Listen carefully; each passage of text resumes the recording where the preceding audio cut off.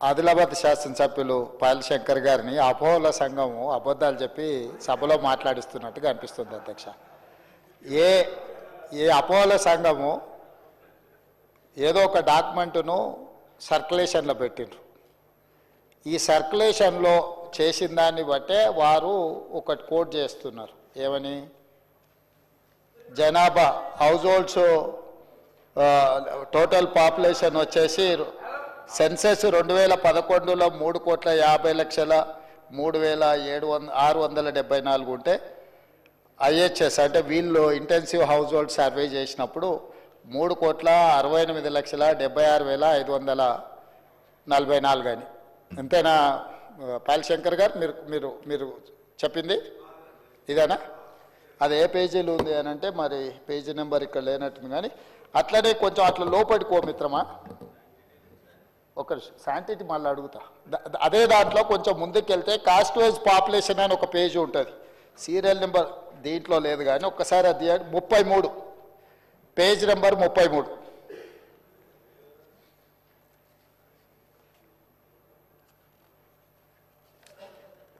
తీసినావా? Page number 33 ఒక్కసారి చదువు మిత్రమా. ఓసీలు ఎంత పర్సెంటేజ్ ఇచ్చిండ్రు?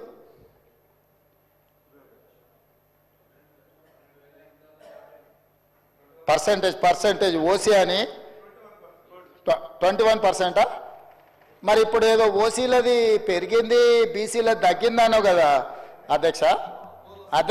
ఈ అపోలో సంఘము ఇక్కడ ఒక నెంబర్ చెప్పి 33వ పేజీలో మా మిత్రుడు పాపం శంకర్ మంచోడే, కానీ మంచోడు కదా అని అనుకున్న వాళ్ళు ఏది చెప్తే అది వింటే ఏమవుతుంది అధ్యక్ష?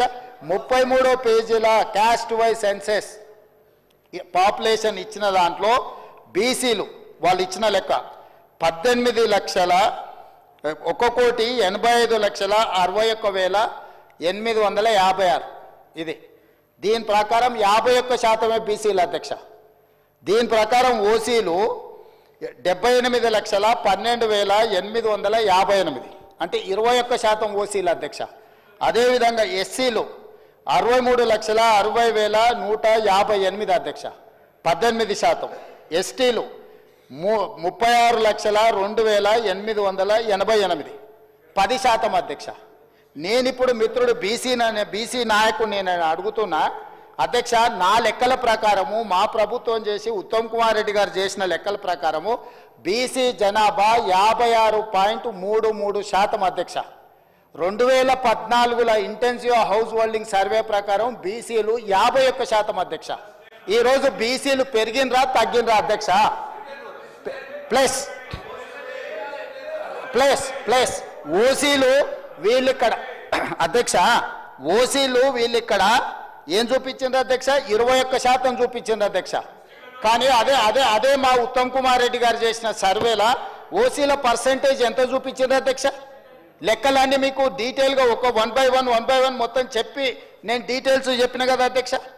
15% ఏమో ఉత్తమ్ కుమార్ రెడ్డి గారు చెప్పిన దాంట్లో ఓసీల శాతం ఉంటే ఈ అబద్ధాల సంఘం పెట్టిన డాక్యుమెంట్లో 21% ఓసీలు ఉన్నారు అధ్యక్ష. ఈరోజు మా మిత్రుడు 51% బీసీలు వాళ్ళు చూపిస్తే 56.33% ఈ ప్రభుత్వం బీసీల లెక్కలు చూపిస్తే బీసీలు పెరిగింది. వాస్తవ పరిస్థితులను తీసుకొచ్చి సభ ముందు పెట్టి డీటెయిల్గా చెప్పి పెరిగినరు, ఈ ప్రకారం ఉన్నది అని మేము చెప్తున్నాం అధ్యక్ష. ఇందులో ఎక్కడ వీళ్ళు ముస్లిం మైనారిటీ లెక్క చూపించలేదు అధ్యక్ష. 4 కేటగిరీలు చూపించారు. ఈ 4 కేటగిరీలల్లా టోటల్ చూపించిన పాపులేషన్ ఇది 100% అధ్యక్ష. దీని వెనకాల మళ్ళీ క్యాస్ట్ బై క్యాస్ట్ వాళ్ళు చూపించారు. ముస్లిం ఎంత ఉన్నారు, వీళ్ళు ఎంత ఉన్నారు అనేది. టోటల్ పాపులేషన్ 21%, 51%, 18%, 10% టోటల్గా లెక్కేస్తే ఇది 100% కాదా అధ్యక్ష? ఎవరిని తప్పుదోవ పట్టిస్తారు? సభను తప్పుదోవ పట్టిస్తే ఎట్లా అధ్యక్ష? రెండవ పాయింట్, ఈ డాక్యుమెంట్కి 10 సంవత్సరాలు ఒకవేళ ఇది అఫీషియల్ డాక్యుమెంటా కాదా అక్కడ ఉన్న మంత్రివర్గంలో పనిచేసిన మంత్రులు చెప్పాలి. పెద్దలు శ్రీనివాస్ యాదవ్ గారు చెప్పినా నాకు అభ్యంతరం లేదు, లేకపోతే ఆ పక్కన హరీష్ రావు గారు, తారక రామారావు గారు ఇది అఫీషియల్ డాక్యుమెంట్ ప్రభుత్వ నివేదిక అని ఒకవేళ వాళ్ళు చెబితే దీని మీద చర్చ చేద్దాం అధ్యక్ష. ఒకవేళ ఇది అఫీషియల్ డాక్యుమెంట్ కాదు, మాకేం సంబంధం లేదని వాళ్ళు చెప్పిండ్రంటే దీని ప్రస్తావనే తీసుకోవాల్సిన అవసరం లేదు అధ్యక్ష.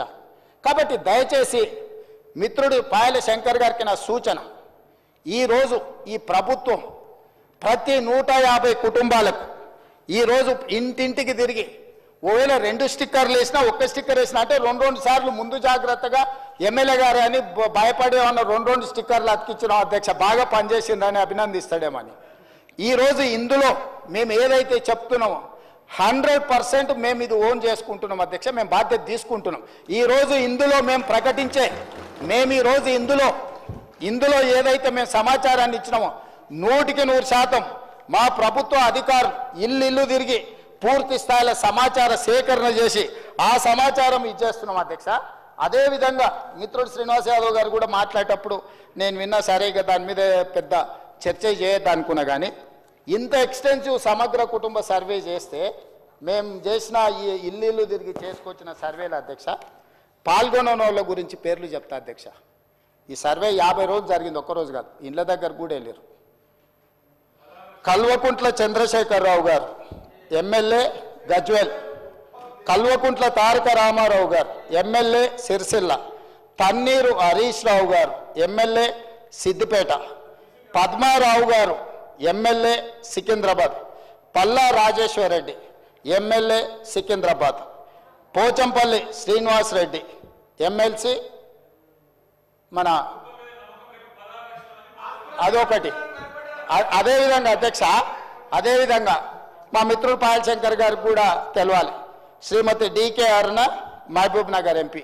అధ్యక్ష వీళ్ళందరూ సర్వేలో పాల్గొనకుండా నేను అడిగిన కొంత మిత్రులను అందులో ఉన్న వాళ్ళని, ఏందా సారు ప్రధాన ప్రతిపక్ష నాయకుడు లేకపోతే వీళ్ళంతా మంత్రులు చేశారు ఎందుకు సర్వేలో పాల్గొంటలేరంటే, అన్నా నువ్వు ఇచ్చిన సర్వేలో ఇంతకుముందే చెప్పకనే పెద్దలు శ్రీనివాస్ యాదవ్ గారు చెప్పారు ఒక మాట, మీరు ఇన్ని వివరాలు అడిగితే మా సార్ వాళ్ళు ఎట్లిస్తారని. 5వ పేజీలో ఏముంది అధ్యక్ష, మీ భూమి వివరాలు చెప్పండి అని అడిగినాం అధ్యక్ష. ఒక్క దెబ్బకే చంద్రశేఖరరావు గారు, తారక రామారావు గారు, హరీష్ రావు గారు వీళ్ళందరూ ఎవరు సమాచారమే ఇవ్వలేరు అధ్యక్ష. ఇప్పుడు మేము ఏమడిగినాం అధ్యక్ష, దీంట్లో అందరూ 3,54,138 మంది సర్వేలో పాల్గొంటే ఇక్కడున్న ఎమ్మెల్యేలు మంత్రులు అందరూ వివరాలు ఇస్తే భూముల వివరాలు అడగంగానే సర్వేలో పాల్గొన్నారా అధ్యక్ష? సర్వేలో పాల్గొన్న వాళ్ళు వెనకాల నుంచి శంకర్ని పాడు చేస్తున్నారు అధ్యక్ష, అబద్ధాలు చెప్పి. శంకర్ మంచోడు అధ్యక్ష, నాకు తెలుసు పర్సనల్గా, కానీ ఆయనను కూడా ఖరాబ్ చేసి ఇంత ముఖ్యమైన ఇంత ఇంపార్టెంట్ మనం చర్చ చేస్తుంటే ఈ తప్పుడు నివేదికలు తీసుకొచ్చి ఈ లెక్కలు మాట్లాడుతున్నారు అధ్యక్ష. నేను ఒకటే మాట చెప్పదలుచుకున్నా, 1931 కాదు అంతకంటే ముందు 1941, 51, 61, 71, 81, 91, 2001, 2011 ప్రతి 10 సంవత్సరాలకు జనాభా లెక్కలు చేసింది అధ్యక్ష. 2014లో నరేంద్ర మోడీ గారు ప్రధానమంత్రి అయిన తర్వాత 2021 జనాభాను ఈ రోజు వరకు లెక్కిస్తలేరు అధ్యక్ష. ఎందుకంటే వాళ్ళకి జనాభా లెక్కించడం, బలహీన వర్గాలకు వాళ్ళ హక్కులు ఇవ్వడం భారతీయ జనతా పార్టీకి ఇష్టం లేదు అధ్యక్ష. ఎందుకంటే భారతీయ జనతా పార్టీ నిజంగానే ఈ దేశ ప్రధానమంత్రి నరేంద్ర మోడీ గారు బలహీన వర్గాలకు ఏదైనా సాయం చేయాలి అనుకుంటే 2021 జనాభా లెక్కలు ఈ రోజు వరకు 2025 సంవత్సరం జనవరిలో ఉన్నాం అధ్యక్ష. 21లో లెక్కించాల్సిన జనాభా స్వతంత్రం రాకంటే ముందు, స్వతంత్రం వచ్చినాక 70 సంవత్సరాలు కంటిన్యూస్గా జరిగిన జనాభా లెక్కలు నరేంద్ర మోడీ గారు ప్రధానమంత్రి అయిన తర్వాత ఎందుకు జనాభాను లెక్కించలేదు? ఎందుకు మా మిత్రులు భారతీయ జనతా పార్టీ వాళ్ళు ఈరోజు నరేంద్ర మోడీ గారు జనాభాను లెక్కించలేదు? దీనికి బాధ్యత ఎవరు? నరేంద్ర మోడీ గారిని జనాభా లెక్కించమని ఎందుకు అడుగుతలేరు? ఆ జనాభాను లెక్కించమని, లెక్కించే జనాభాలో కులగణన కూడా జరగాలి అని ఈరోజు రాహుల్ గాంధీ నిన్న ప్రధాన ప్రతిపక్ష నాయకుడిగా ప్రధానమంత్రిని డిమాండ్ చేశారు. దానికి సమాధానం లేదు అధ్యక్ష. ఒకటి, వీళ్ళు సమగ్ర కుటుంబ సర్వే అని చెప్పి 10 సంవత్సరాలు చేసుకొని ఒకటే కుటుంబం ఈ డాక్యుమెంట్ దాచిపెట్టుకున్నది అధ్యక్ష త్రిజోరీలా. ఎన్నికలు వచ్చినప్పుడల్లా ఈ కులగణన ఇవన్నీ లెక్కలు పెట్టుకొని దీని ప్రకారం నేను అడుగుతున్న 10 ఏళ్ళు ఇట్లనే అబద్ధాల సంఘం అట్లనే ఇది అఫీషియల్ డాక్యుమెంట్ కాదు. నేను అందుకే చెప్తున్నా ఈ రోజు వరకు అధ్యక్ష ఇంతవరకు ఈ డాక్యుమెంట్ బయట గ్రూపులలో సర్క్యులేట్ చేస్తున్నారు. ఈ డాక్యుమెంట్ ఇంతవరకు వాళ్ళు సర్వే చేసినాం, మేము ఒకటే రోజులు చేసినాం, మేము చాలా పొడిచేసినాం, చింపేసినాం, లేనోడు లేనట్టే ఉన్నోడు ఉండాల్సిందే అని ఆ రోజు ఎంతో హడావిడి చేసారు. తెలంగాణ మొత్తం బంద్ అన్నారు అధ్యక్ష. 7 గంటల నుంచి 7 గంటలు 12 గంటలు చేసినామన్నారు. ఈ డాక్యుమెంటును మంత్రివర్గ సమావేశంలో పెట్టి మంత్రివర్గం ఎందుకు ఆమోదించలేదు? ఈ డాక్యుమెంటును 10 సంవత్సరాలు ప్రభుత్వంలో ఉన్న వాళ్ళు శాసనసభలో ఎందుకు ప్రవేశపెట్టలేదు? ఈ డాక్యుమెంట్కు లీగల్గా ఇదే ఒకవేళ అయితే ఎందుకు ఈ ప్రభుత్వం ఈ నివేదికను బయట పెట్టలేదు అధ్యక్ష? ఒక కుటుంబం ఎందుకు దాచిపెట్టుకున్నది డాక్యుమెంట్ను? అంటే ఒక కుటుంబం కోసం సమగ్ర కుటుంబ సర్వే చేసి ఆ కుటుంబం రాజకీయ ప్రయోజనానికి వాళ్ళు పెట్టుకున్నారు. ప్రజల కోసం మేము చెయ్యాలని ఈరోజు ఇంటింటికి వెళ్ళి ప్రతి 150 కుటుంబాలను గుర్తించి ప్రతి 150 కుటుంబాలకు ఒక ఎన్యూమరేటర్ను పెట్టి రోజుకు 8 నుంచి 10 కుటుంబాలే ఒక్క రోజులో చేయమనలేదు అధ్యక్ష. 50 రోజులు నిరంతర ప్రక్రియ చేసి 50 రోజుల తరువాత 100% పారదర్శకంగా ఈరోజు సామాజిక ఆర్థిక రాజకీయ కులగణన సర్వే చేసి ఈరోజు ఇక్కడ పెడితే వాళ్ళు ఎక్కడో కాకి లెక్కలు తీసుకొచ్చి చెట్ల మీద ఇస్తరాకులు గుట్టినట్టు ఎక్కడెక్కడో వివరాలు తీసుకొచ్చి సభలు పెట్టి ఈ సభను ఎందుకు తప్పుదో పట్టిస్తున్నారు అధ్యక్ష? 2011 జనాభా లెక్కలు తప్ప ఎక్కడ కూడా అధికారిక లెక్కలు లేవు. ఆ తర్వాత 2024లో కాంగ్రెస్ పార్టీ అధికారంలోకి వచ్చిన తర్వాత చేపట్టిన ఈ సర్వే మాత్రమే అధికారిక డాక్యుమెంటు. ఇంత మించి అధికారిక డాక్యుమెంటు లేదు. ఇట్లాంటి లెక్కలు చెప్తే సభను తప్పుదోవ పట్టించడమే, సమాజాన్ని తప్పుదోవ పట్టించడమే. 2011 జనాభా లెక్కల ప్రకారము 3,50,03,674 మంది అధ్యక్ష. 2011 జనాభా లెక్కల ప్రకారం.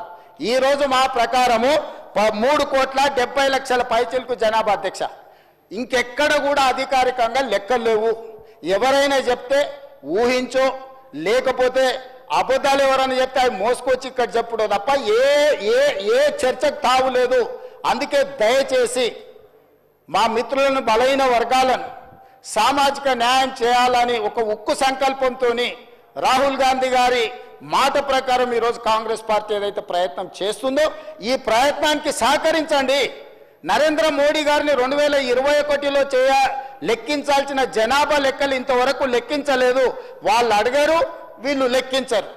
మేము అడుగుదామంటే సహకరించరు. ఈ రకమైన ప్రయత్నాలు బలహీన వర్గాల సంక్షేమానికి ఉపయోగం ఉండదు. దయచేసి ఇట్లాంటి అర్థం పర్థం లేని అన్ని కాగితాలు తీసుకొచ్చి సభను తప్పుదో పట్టించొద్దు. ఇప్పుడు ఏదైతే చేస్తున్నామో 100% పారదర్శకంగా ఉంది. మిగతా 16 లక్షల కుటుంబాలు ఏవైతున్నాయో ఆ 16 లక్షల మంది వివరాలలో 3 లక్షల పైచిలకు కుటుంబాలు ఉన్నాయి కదా అధ్యక్ష. ఇగో 4-5 ఇన్నే ఉన్నారు అధ్యక్ష ఈ సభలో. ఎందుకు వివరాలు అందించలేదు? తెలంగాణ సమాజానికి వాళ్ళు క్షమాపణ చెప్పాలి అధ్యక్ష. ప్రభుత్వం అధికారికంగా సేకరిస్తున్న సమాచారాన్ని ప్రజాప్రతినిధులుగా ఉండి పక్కదారి పట్టించి వివరాలు ఇవ్వకుండా ఈరోజు సభలో ఏదేదో మాట్లాడితే ఎట్లా అధ్యక్ష?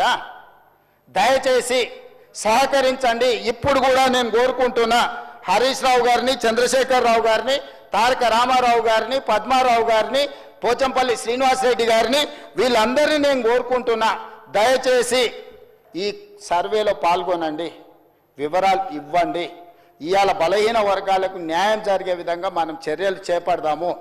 ఇన్ని సంవత్సరాల ఆలస్యమైనా కనీసం ఇప్పుడైనా వాళ్ళ కోసం పనిచేద్దాము. ఇక 42% రిజర్వేషన్ గురించి మా మిత్రుడు శ్రీనివాస్ యాదవ్ గారు అన్నారు. నేను ఒక మాట సూటిగా వారికి సమాధానం నేను చెప్పదలుచుకున్నా. చట్టపరంగా 42% రిజర్వేషన్ ఇవ్వాలి అని అంటే రాజ్యాంగ సవరణ జరగాలి. కానీ రాజకీయంగా వినండి రాజకీయంగా ఈ వేదిక మీద నుంచి నేను మాట ఇస్తున్నా. మా పిసిసి అధ్యక్షుడి గారితో నేను మాట తీసుకొని వచ్చిన అధ్యక్ష. మా పిసిసి అధ్యక్షుడు మహేష్ కుమార్ గౌడ్ గారిని నేను అడిగిన, ఒకవేళ చట్టపరంగా 42% ఇవ్వడానికి అవకాశం లేకపోతే పార్టీ పరంగా రేపు జరగబోయే స్థానిక సంస్థలలో కాంగ్రెస్ పార్టీ 42% సీట్లు ఇస్తామని చెప్పినాం అధ్యక్ష. ఇవాళ మేము సిద్ధంగా ఉన్నాం. మీరు సిద్ధంగా ఉన్నారా? నేను ఇవాళ సూటిగా అడుగుతున్న బీఆర్ఎస్ను, బీజేపీని, మా పార్టీ 42% రేపు జరగబోయే స్థానిక సంస్థల ఎన్నికలలో 42% సీట్లు మా పార్టీ ఇస్తుంది. ఇది మా కమిట్మెంట్. మీ రెండు పార్టీలు నేను సవాలు విసురుతున్నా, మీరు రాండి, ఈ వేదిక మీద నుంచి మాట ఇవ్వండి, 42% ఇద్దాం. చట్టాన్ని సవరించే చట్టంలో ప్రొవిజన్ వచ్చినప్పుడు చట్ట ప్రకారం ఇద్దాం. ఈ రోజు రాజకీయంగా నైతికంగా మనం కట్టుబడి ఉండి 42% బలహీన వర్గాలకు సీట్లు ఇద్దాం. మీకు చిత్తశుద్ధి ఉంటే ముందుకు రాండి అని చెప్పి నేను వారికి సూచన చేస్తున్నా అధ్యక్ష.